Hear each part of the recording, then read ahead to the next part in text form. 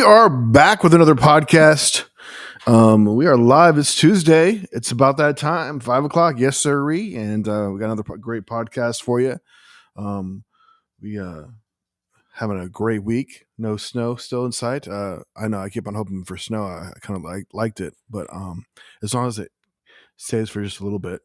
Got the Super Bowl coming up. Not this week, but week after. Going to be the Chiefs and the Eagles.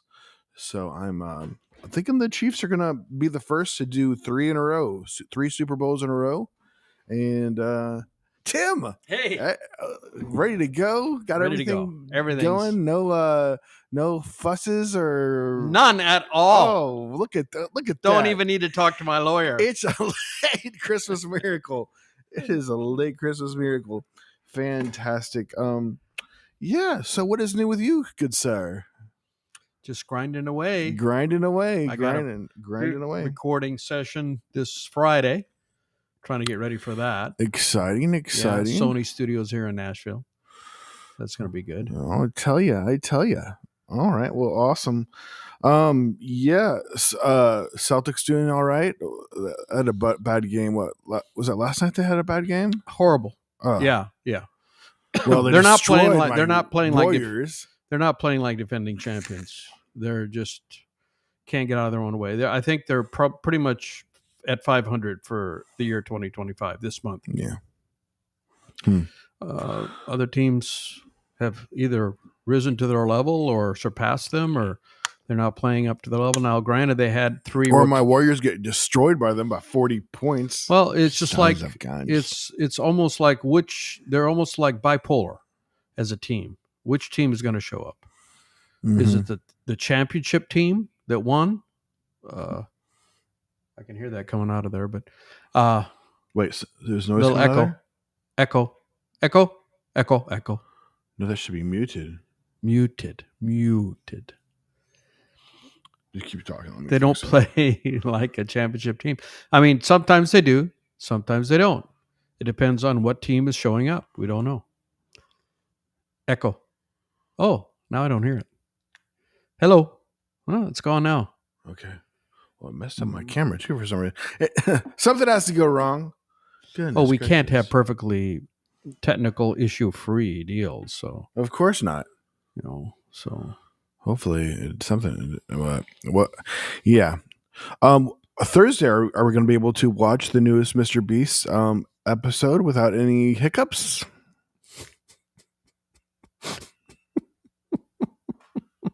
Any spoilers that you want to come clean about now, Tim? I have deleted my Reddit app from my phone. Sorry. Just the near word Reddit makes me have a little bit of a seizure. I think there's something in my eye. Oh, I got 3 breaths. Hey, how's Debra doing? Debra. I don't know how she's doing. How is Debra doing? She's a smoker. She's going to be gone any day now. But we're going to enjoy the time we have with her. We got to get those smokes. I got to head up to Indiana and get me a good pack, a good deal. It's like 75% tax on those cigarettes, and I don't like it. Want to be able to? Do you buy them by the case up there? My accent's changing a little bit. I buy it by the bulk. I'm like turning it into some New York accent all of a sudden. Where's Debra? Yeah, there she is. There's good old Debra. Last time she spoke, she had a worse voice, I thought. You think so? She's improved a bit. Maybe she hasn't been spoken. She switched over to e-cigarettes. All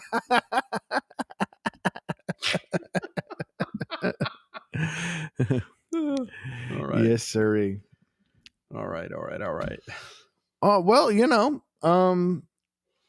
not too excited. I played a little poker yesterday. I haven't played too amazingly. I had some good hands, but just not as magical enough to make it around, to the top 5. Usually floating out around the 7 or 8 spot But I still do all right. I mean, usually there's like about 20 plus people there, and I make it past halfway. But gotta have. How'd you do? Was it last night? Yeah, Last night, the night before. Yeah, last night. Yeah, they didn't do it last Friday because there's like they pay for like a DJ and some music to come or whatever. Which there's hardly any people watching or like chilling there. Like we have more people than they do. It was like, and they make money off of us being there, so it's kind of funny. Like we kind of a little bit of a waste of money on their side. But so yeah, so it's too loud in there, so we just canceled Fridays. So but yeah. But gotta love my French dip sandwich there. I was like, I get the same thing usually every time I go. And the server, the one waitress or server, yeah, she hasn't been there the last few times I've been there. She doesn't know your name, but she knows your order. She knows my order. Yeah. Well, the new one I guess does too now. Yeah. I mean, that's a sign of a good server. You come up and say, oh yeah, rum and Coke or whatever. Yeah, we usually get the same person every time, so it's kind of nice. And, and they know, and that's a sign of it. I mean, that's underrated.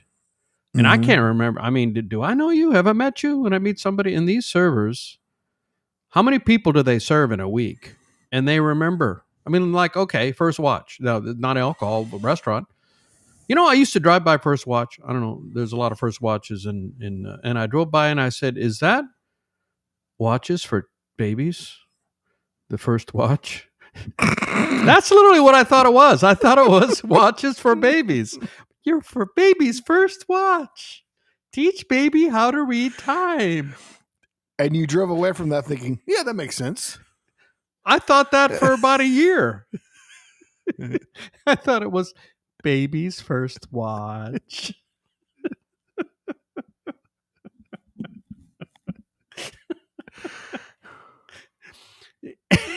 I have no comment. I have stumped you. No comment. Woo! I'm going to make a clip out of this. Tim has stumped Seth. Woo! Yeah. Because that sounds like something I would say.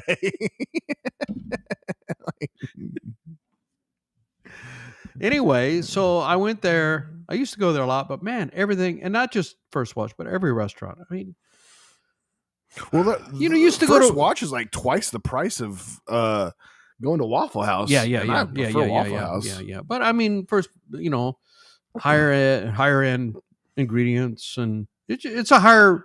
Waffle House is top of the shelf. Top shelf waffles, top shelf eggs, top shelf service with people with most of their teeth. The majority of their teeth on most situations. Anyhow, so I went to First Watch. Skippy back there. He's got one tooth, and he whistles through it. So how's you guys doing today? They do always welcome you. Welcome to Waffle House, and you walk in, you feel welcome. Welcome to Waffle House. Anyhow, so I went to First Watch. I hadn't been there in a while, months, and not Waffle House. I went to First Watch. I hadn't been there in months, and I walk in. Did you get a watch for your baby? They didn't. They were all out of the watches for babies.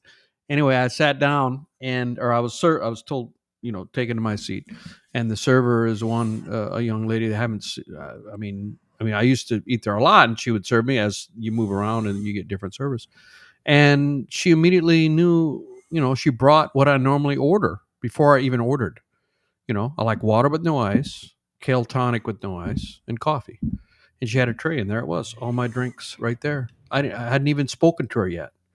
And she said, do you want your usual? And if I could have said no, and she would have taken it back, and I don't know what would happen to it, but that's the kind of service. They remember. I hadn't been there in maybe 6 months. And how many people do they serve a day? And she remembers the orders. So, I mean, I've never been a server. Could you do that when you worked? You were a server once. Did you remember regulars and their orders?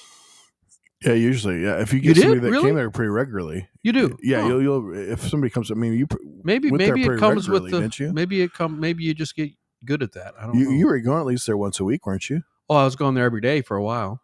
Oh yeah, definitely. You're going there every day till we started Factor 75, which was the non-frozen meals delivered, and then I just got tired. Every meal has a big hunk of chicken thigh on it. I don't ever want to see a thick and chai on my chicken thigh on my plate. Every one of them just a big chicken thigh. Thick and chai. Yeah, they're really good meals, but they just after a couple months, you're tired of them. Are we sponsored? No, we're not sponsored by. Come on, that's the catchphrase. What? What's the catchphrase? Oh, not sponsored. Thank you. Not sponsored. You gotta get with it. My ear is a little plugged. I gotta get my ears cleaned or something. So now I'm not hearing very well today out of my ear. Well, in fact, I went to go clean it because there's some Q-tips and I ended up pushing it in. I think I pushed it in a little bit, and I got like way too. This is practically completely blocked. Have you ever had your wax pushed in? I had my wax pushed in big time. That sounds really familiar. Well, he's referring to something other than wax. But anyway, it's Tuco, the actor who played Tuco in Breaking Bad. And it's in the movie Training Day. Remember Training Day? Oh, yeah. Good movie. It had, what's his name? Denzel Washington. Denzel Washington. I think he won one of his Oscars from that. And King Kong ain't got nothing on me. He ad-libbed that line. That was in Training Day? King Kong. I don't remember that right line. When they're about to kill him. And King Kong ain't got nothing on me. He ad-libbed that line. It's pretty amazing. Yeah. Anyway, the guy who played Tuco later he's really good at playing deranged, over the top, crazy, gangster types. And in Training Day, the reason I thought of this is I saw a clip on TikTok where Tuco and what was the guy's name? The older guy, the enforcer with the shaved head. I can't remember his name, but he was the ex-cop. From what? From Breaking Bad. Breaking Bad. Did I probably misspoke. Yeah. The father. I know what you're talking about. The enforcer. He used to be a cop. And anyhow, he wants to get the Tuco character in trouble. And so he kind of backs into his bumper. And the Tuco character acts really nice. He said, "Sir, you have backed into my car." And he acts like he didn't. And then he said, "You need to give me money." And Tuco loses his proverbial temper and starts beating on the guy. And then the police pull up and arrest him and put him away. And that's exactly what he was going for. He was planning the whole thing. He got to beat up a little bit. Sneaky. Anyway, so at Tuco, the character playing Tuco, it's a pretty kind of famous scene. They're in a restaurant and he's getting ready to order. And he says, "Oh man, you need to pay me right now." And some great acting, great writing, as well as acting. Breaking Bad. And then, of course, that's the same way I got Tim to beat the crap out of me. Works every time. Just back into his vehicle, taunt him a little bit.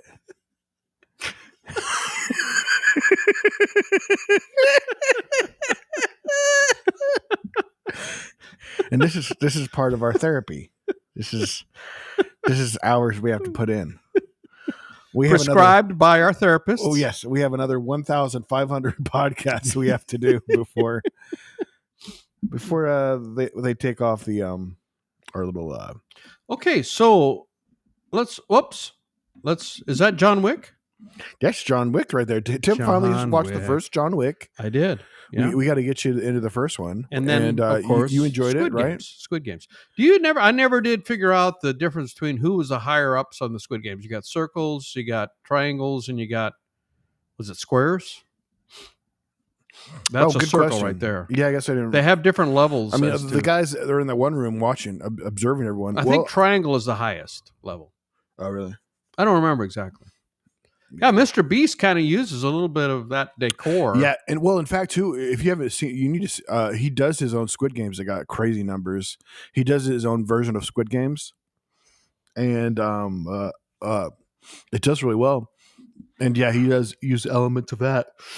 And then he just came out with his own a new video here on his regular channel because he's got the Amazon thing. Every Thursday, a new episode of the Amazon show comes out. But then on his regular channel, he did like 30, 40 players that had already been knocked off of out of the 1,000, and he did a separate show for them. Even player 406. Yeah, 406. for what was he in that one? I saw him in the one you showed me where he did after the fact, some games after the fact. Yeah, 406 is a great villain. Did a great villain, Mr. Beast. We talked about him before in a previous podcast. Yeah, now the girl that won the island, she's got people turning against her because she's like, she had to use after she used the race card. Like, yeah, Mia. You already win an island, and now you're gonna complain when you get voted out. Use any excuse you can.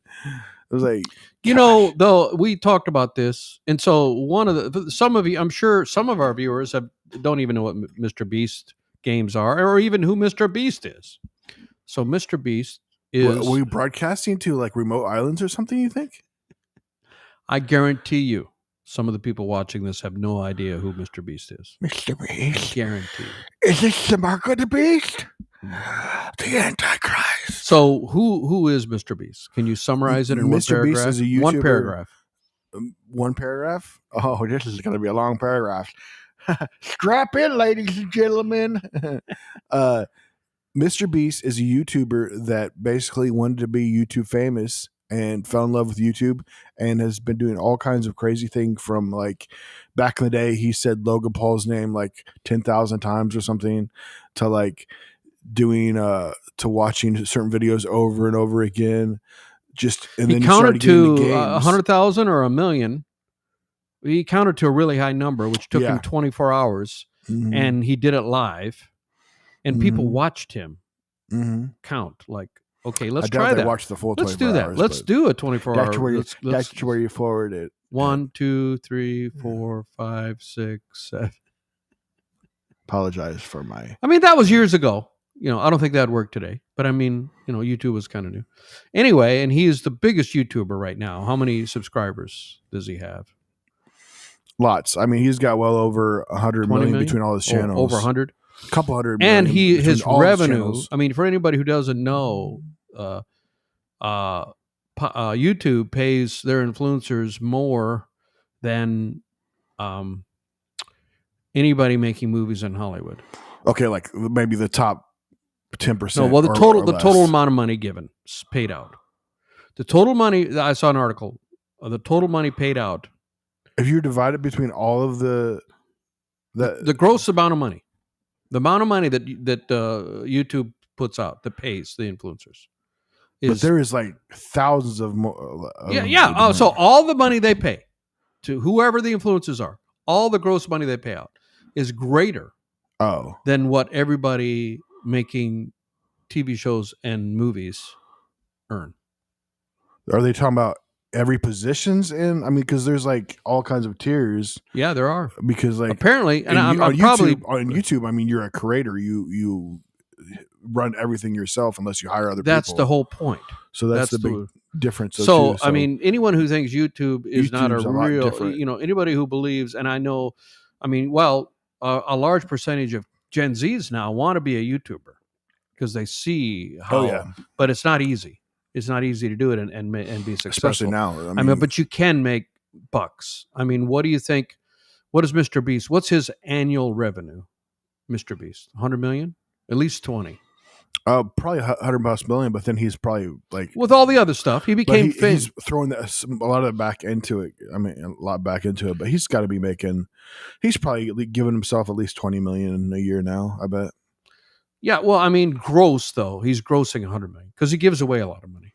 Well, he got a $100 million deal from Amazon to do Mr. Beast games, right? Mm-hmm.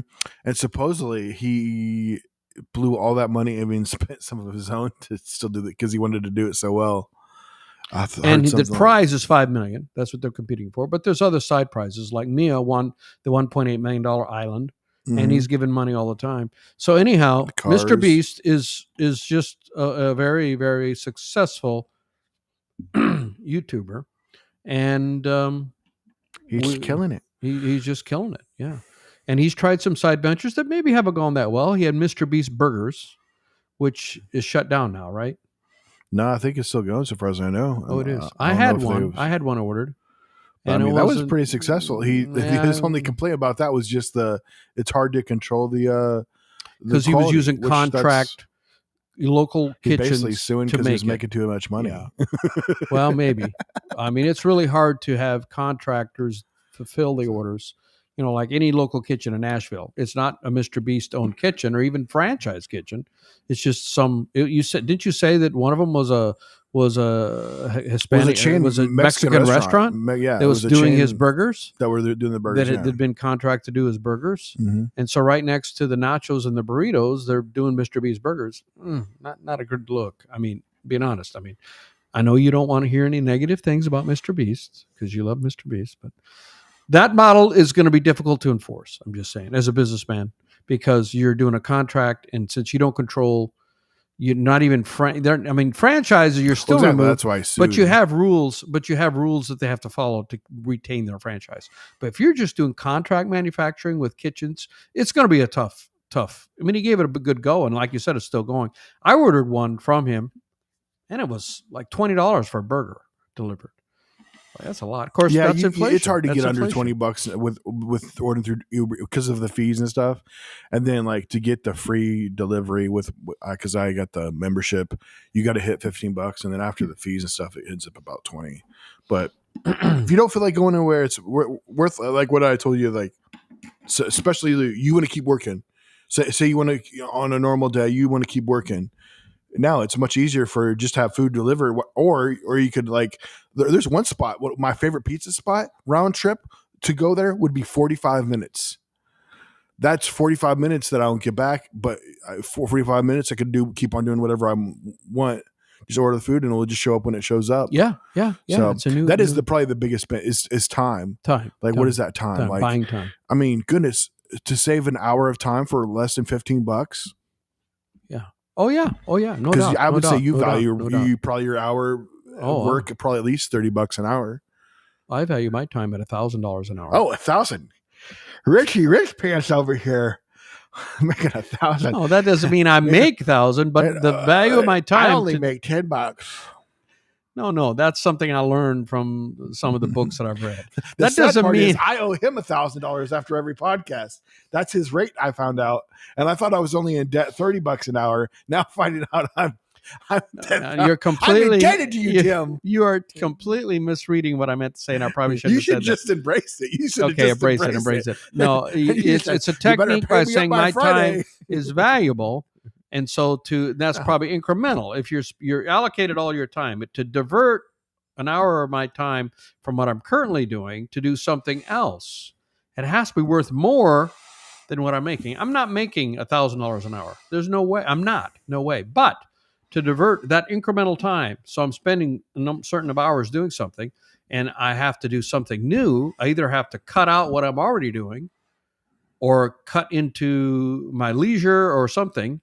And in order for that to pay off, it's a mindset thing. You're saying my time is valuable, and I'm going to value it at $1,000 an hour. I mean, it's not literally worth $1,000 an hour, but you fake it till you make it, right? Don't sell yourself short, Tim. $10,000. Do I hear? Okay, darn it, $10,000 an hour. Do I hear $10,100? Sold. I mean, it's just it's a technique to try to advance your what you're accomplishing. Just checking our time. I got a little surprise. Oh crap! That's right. You said you have a surprise over here. Okay, are you ready to do that? Just a little bit here. I'll be ready to. Thought I'd kind of cap off the podcast. So, shall we talk a little bit about? Here's my little icon. Larry Bird got that for you a little bit. Isn't that interesting? Celtics fan. These guys don't have a stand. That's probably you gave this to me. You got this for me. Yeah. It's here in my studio. Yeah. And this here. I almost feel like this should be over here too. Yeah, it should. It should. Bring it over. Bring it over. Oh, that's nice. That's really nice. That's how they made the wheels. It's a front end's been broken a little bit. That's how they made toys back in the day. Like, that's not a toy. That is a. that is an actual even model. As toys though, we would have metal toys. Yeah. Well, you have your as a kid. Tim has his original tractor, little toy tractor, pedal tractor What was do you know the name of it? Is there a certain name for it? Starts with an M. Yeah, I had to have it refurbished. Goodness, to a collector, I bet that's worth at least a couple $1,000s, if not more. I'm not sure, but it's I don't know. nostalgic. And I wrote it as a kid, and then you and your brother wrote it especially when Daniel. you were kids. Yeah, in fact, you know what? Yeah, we attached the wagon to it, and I think I would tow around Daniel, if I'm not remember correctly. I think when I was super. When I grew up, he still used it, but that stand the test of time. And then for around $500, that you redid the whole thing, right? You got it all painted. I think it was $700. Yeah, still not bad, especially this. And the guy said, you're probably spending more than it's worth. The guy that was doing it, and I said, I don't care. He said it's worth roughly close to what I spent. So, I mean, if I was doing it as an investment to resell it, he said, you might not want to because it was in bad shape. It was rusted out in the bottom. It had been in the Quonset in the farm. Anyway, so this is a model of an Alice Chalmers tractor, WD-45. Did Grandpa have one of those? Oh, yeah. The reason I have this is because this is a tractor I was driving before I started first grade. I was out raking hay with one of these, not one of these little ones. I wasn't that small, but when I was a kid, and a full size version of a WD-45, and it's easy to drive because it's got a little. Well, this doesn't move, but it's got a hand clutch, so I couldn't reach the pedals to shift the gears. Oh, but everything was on the handles. But so it's got a hand clutch, so even my dad welded an extension on it, so my short little arms could reach it. Of course he did. That's hilarious. So I didn't have to, I could disengage the clutch to stop it. He would put it in the gear I needed to put it in, and then he would leave it with the hand clutch disengaged. And then when it was time to go, I'd pull the hand clutch back and I'd go on down the field. And when it was time to stop, I'd push the hand clutch forward because my feet were hanging off the seat and I couldn't reach the pedals. I could steer and I could do the hand clutch with the extension. Man, you as a kid you were probably better than most people, handyman that you would hire off the street. We had to. We fixed everything by hand. And I had, when I was in college, I got a 1969 Camaro and yellow. It was canary yellow. What year was that? This is 1969. This is a 1969. My sister got this for me. I don't know where she found it, but it's a model of a 1969. And that's what I had in college. And it came with a 350 V8 engine and an automatic transmission. You said Corvette? No, Camaro. Did I say Corvette? No, you probably said right. My ear is messing up, so I can't hear very well. A Camaro. Is it Camaro? Chevrolet Camaro. Is there like a? Your brother has a Camaro. Right. But is it like? Is there a code afterwards? No. Look it up. No, it's just no. 69 There's SS Camaro. And there 1969. I mean, there's other yours ones. Didn't have. No, it was just a regular Camaro. But 69. Yeah. I took the 350 engine out of it, and I had a 327 engine, and I completely rebuilt it from the ground up, all the way down to the crankshaft. Had everything. You know how to do all that too. Wow. I did. You did back then, yeah. Who that person is today, I don't know, because I look back at that and I'm like, I pulled the engine out, I pulled the transmission out of it, did all of that work myself. And I remember I had it torn apart in the garage and put it back together, and it ran for years. And now I marvel at that. Did I really do that? You're probably a good example then of like learning so much stuff that some of that had to seep out to make room for the other stuff. Because, you went on to college, you had a number of different jobs, all these things learned. Yeah. Now Tim is just like a whiz when it comes to editing and doing all the stuff it takes to post on the different social medias, stuff that I couldn't have the patience for, or even, I'd probably have to get a degree to learn everything Tim has found. So like that, thank you. So having all that knowledge there, it was like, you almost have to like make room for that. Like that's the only way I imagine that information leaving is just because I had to make room for all this other stuff. Back in the day and the thing about it is I wasn't afraid of it, which boggles my mind now. I literally had an engine completely in pieces. Learning all that stuff definitely isn't like riding a bike. It's something that you got to be doing on a regular basis to just we had to fix have a things. good knowledge. I even learned how to weld And I welded stuff. I built a trailer, a transport trailer, a big transport trailer that it was super wide, and that thing lasted. That thing was sold on my dad's estate sale, and I built that thing was 40 years old, and I welded all that together myself, or more than that. I did it when I was a kid. So I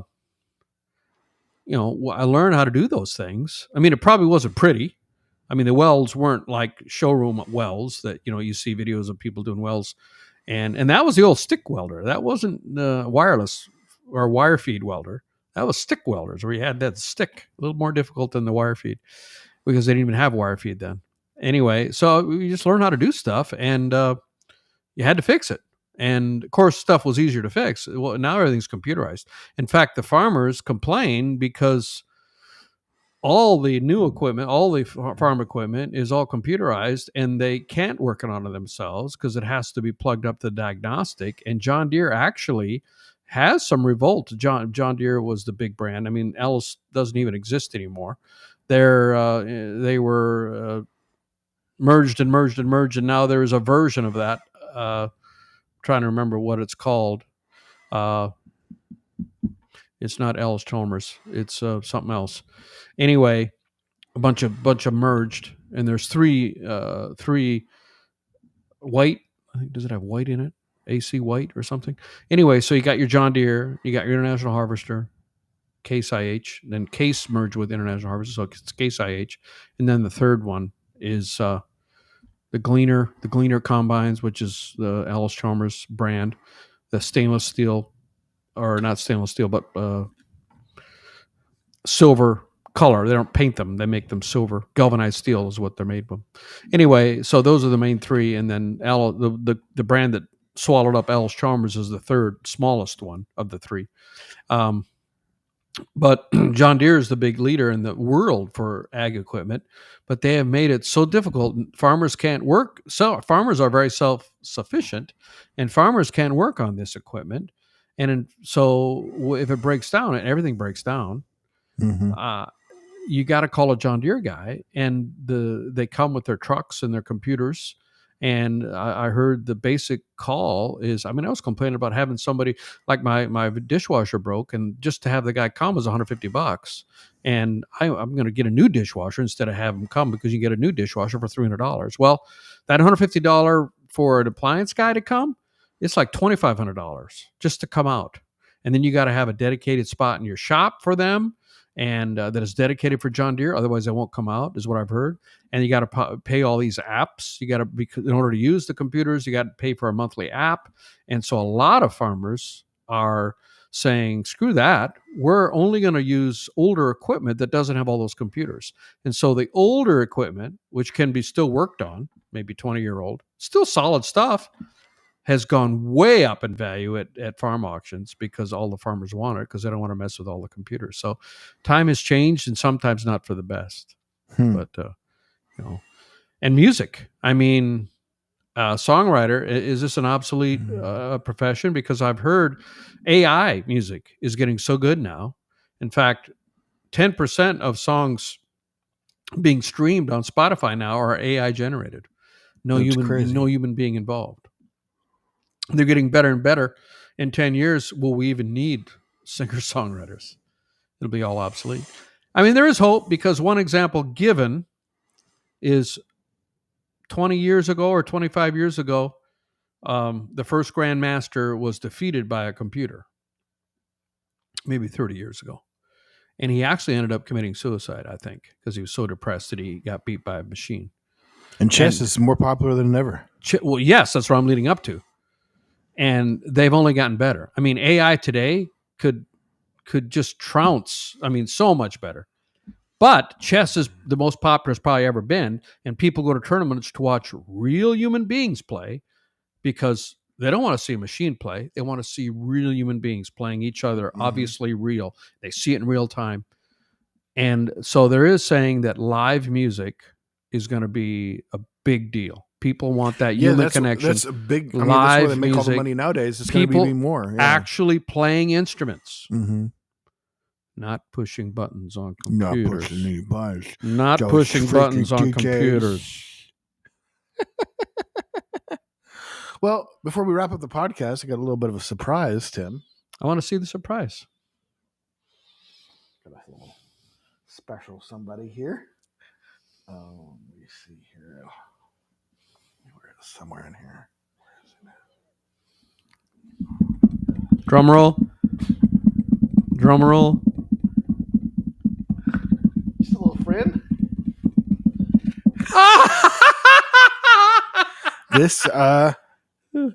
This is my therapist. Oh, hello? What's your name?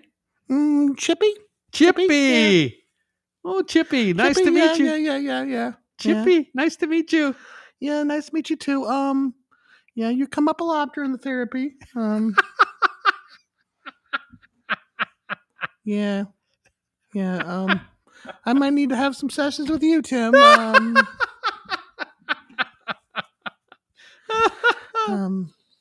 Glad to hear that you deleted Reddit. That's good. That's It's a step in the right direction. Step in the right direction. Yeah. So as you see, I've been going through a lot, and Chippy has been working me and giving me the hugs I need. Thanks, Chippy. And just after last week, when there was a spoiler with Mr. Beast games, I had to start going to every week with Chippy because I don't like spoilers. I don't like spoilers.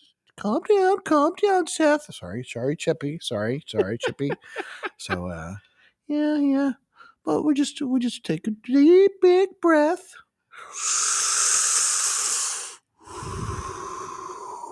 And say, suck it, Tim. No, we don't say that. We don't say that. Sorry. He doesn't like you very much. I apologize. Sorry. He was very defensive of me, and I kind of complained just a little bit, and the light had away. So if he just stares at you and gives you, he's giving me a look right now. Weird look. Giving me a look. I apologize. Shuck it, Tim. No, Chippy.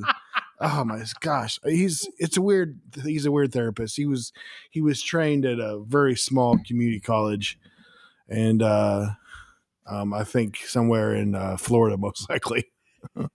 Florida man right here. Florida man. Good old Florida man. No, it was North Pole. Yeah, I was trained at one of the strategic Santa Claus schools for therapy. So Santa Claus gets a lot of therapy. Yeah. It's a lot. It's very stressful. Rudolph can be quite the a-hole. Yeah, I would see if I might need some therapy, but yeah. So I'm just gonna keep on getting my counseling, and we'll go from there. And, okay. So, but it does. So Chippy will be coming regularly. From time to time. From time to time. Hopefully, good. Hopefully, he'll get better at moving his mouth when he's talking.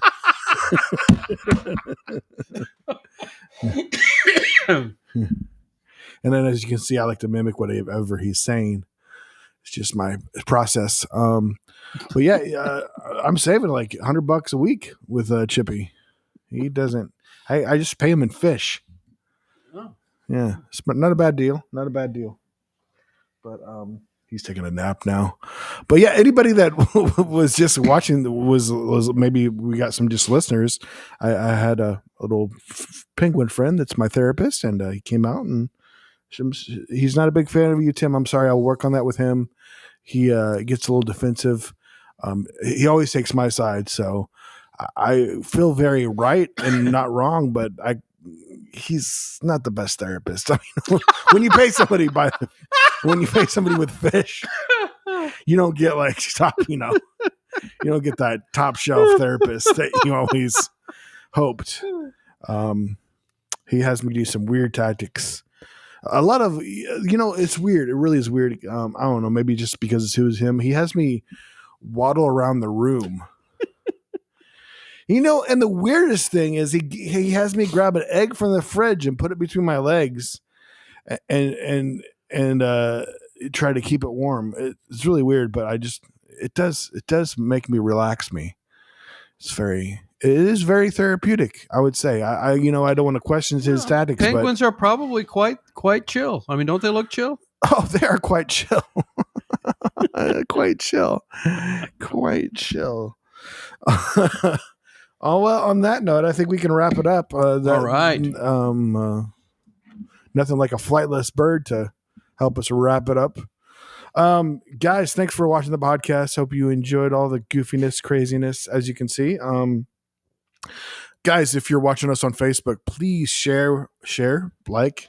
If you're not following us, following our Facebook page, please follow that. No Sugar, No Cream on Facebook. We're trying to get up to 100 followers there, but we got, between all Instagram and everything, we got well over 5 people checking us out. So guys, thanks.